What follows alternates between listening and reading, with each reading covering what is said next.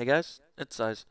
I just thought I'd put this little video together for you, just going over the single target and AoE rotations, the priority list, and when to cast certain abilities depending on what situations arise.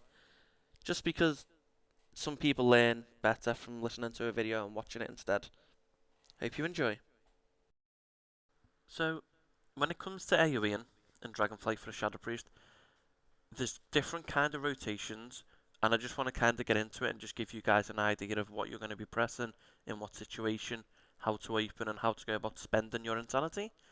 It will be very short and very brief, as it's quite straightforward, but I'll definitely make sure that the information is in here for you guys that need to know what to do.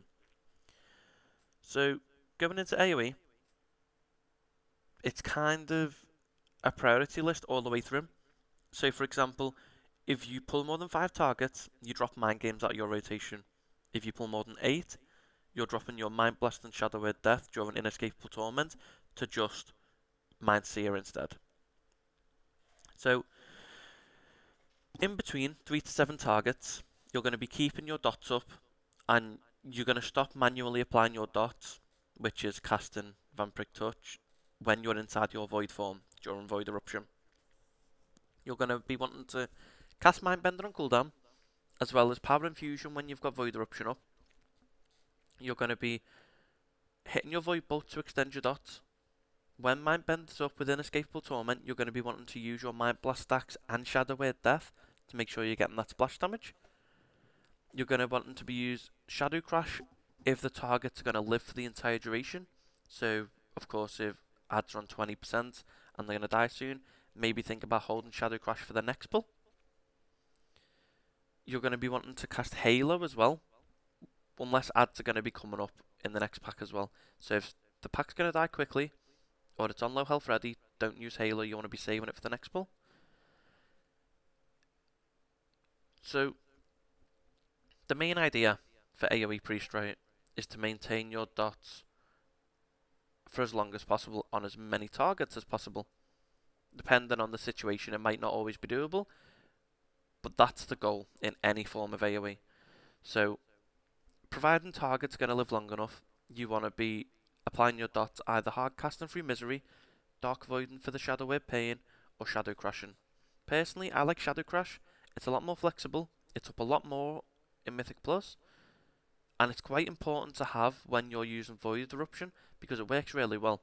You Shadow Crash into a Void Eruption, into a Void Bolt, and your dots are already extended for longer than what they would have been. So, the majority of our damage from Mythic Plus will come in from Mind Seer and Adlin Azoth, as well as our dot.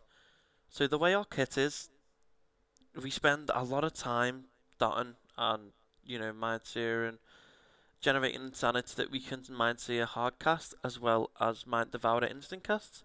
So it does feel weird sometimes, constantly dotting and making sure every single target has dots up, especially when Shadow Crash isn't available. You've got to hard cast Vampiric Touches. But if you did want to go into Psychic Link, this makes your Mind Blast spread. So you can still be doing some cleave damage as well as dotting up, so it doesn't feel as bad. But I've been playing around with Dark Evangelism, and Dark Evangelism feels really good as well, as we're just gaining flat 10% damage on AoE and single target encounters. So that feels really good in my opinion. And it's completely up to you which talent you take. Both of them are going to be viable. But it's a really nice little niche thing to have, the extra 10% damage on boss damage as well as AoE, compared to Psychic Link, which just cleaves. It's completely up to you. It's going to be a trade-off. But at the end of the day, both of them are talents, both of them are choices, and both of them will result in more damage, regardless of what you pick. So, just to finish off the AoE bit of this guide, I guess you could call it, the general consensus is you will be dotting up every single target that you can, either Shadow Crash or hard casting.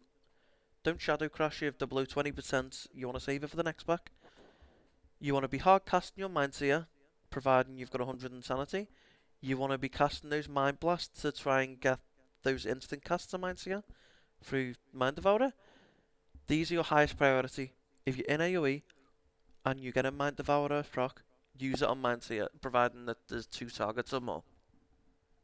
Other than that, it's keeping your dots up, Void Eruption for the Void Bolt extension, PIing when Void Eruption's active, and just trying to make sure that the dots are up for as long as they can be, and that you're not having to recast during the fight itself. It becomes a lot more awkward when you've got to hard cast your dots again in the middle of a fight. So try and keep Shadow Crash up and try and make sure that you're extending those dots. Other than that, guys, we'll get into the single target part of the guide in just a moment.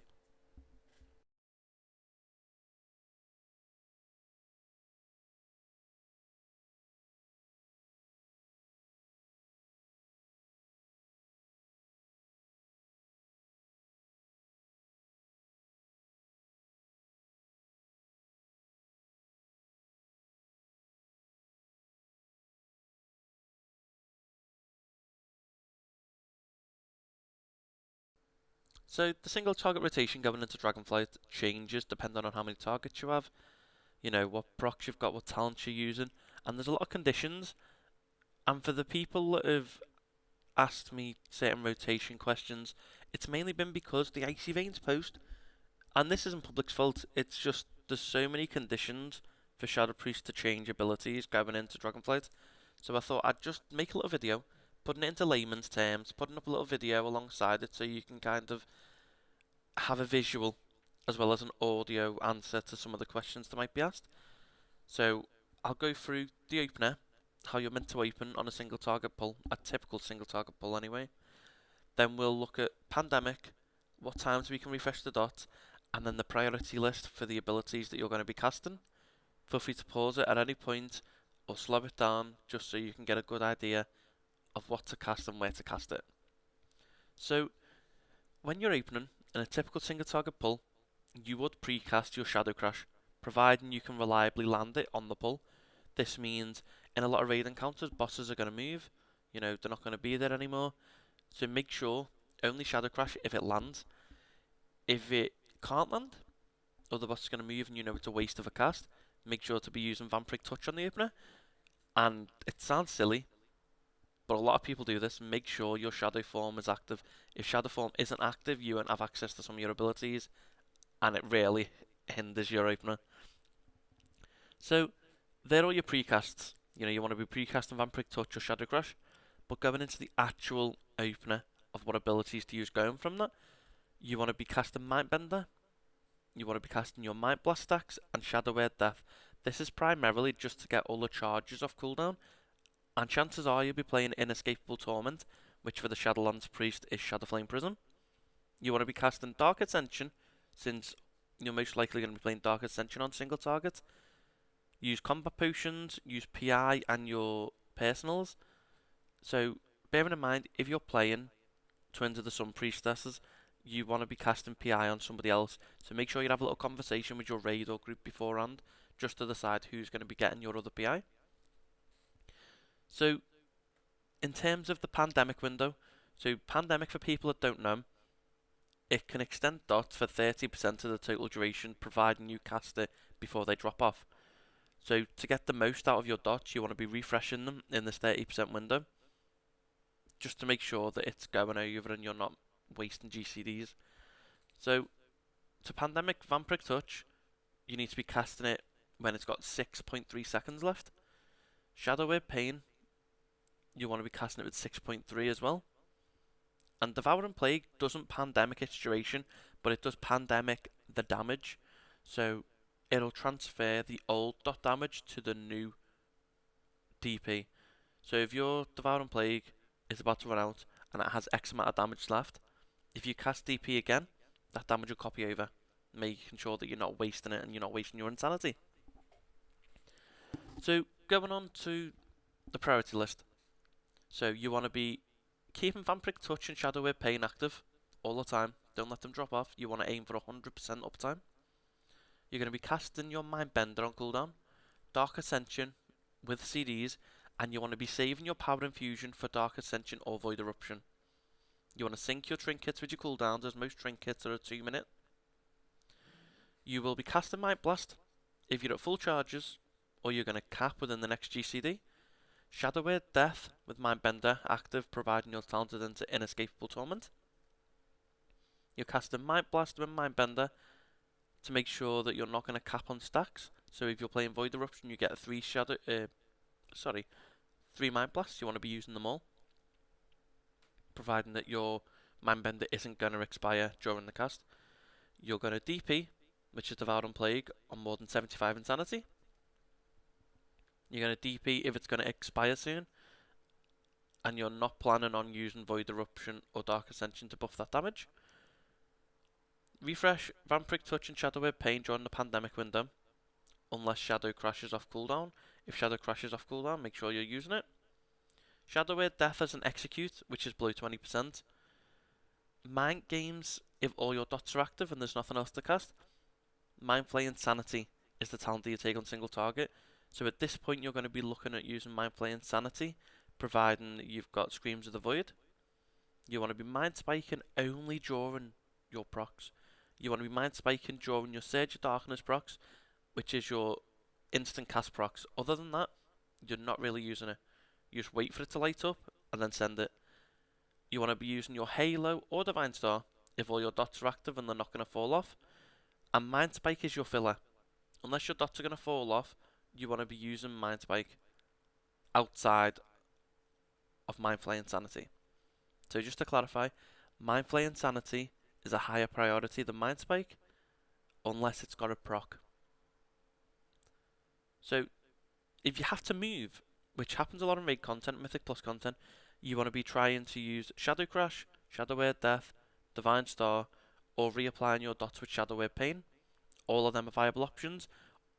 They will generate you Insanity, they will do damage, and it'll tie you over until you're able to plant your feet again and get back into that single target rotation. But with that, that's the single target rotation, the priority list, the opener. If there's any other questions you have about single target, feel free to ask in the comments, and I can answer them as quickly as I can. Hopefully we can get around to everyone.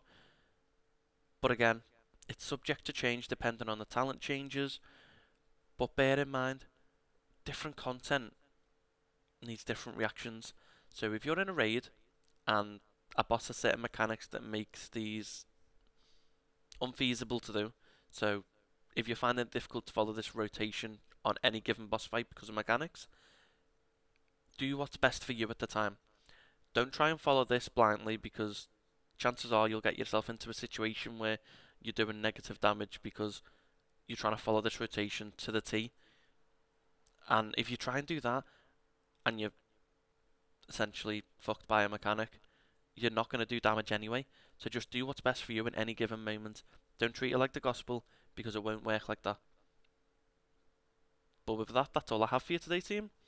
Thank you for watching. I do hope this helped. I understand, like I said, a lot of people learn audio. A lot of people learn through audio and visuals instead of just reading something. So hopefully this actually helps some people get into the Shadow Priest rotation and understand what to cast and when. But thank you so much for watching. Make sure to subscribe and like if you liked the video. Make sure to join the Discord down below. It's a lot easier. I can answer questions a lot quicker, because sometimes I don't get the YouTube notifications as quickly as you guys are commenting.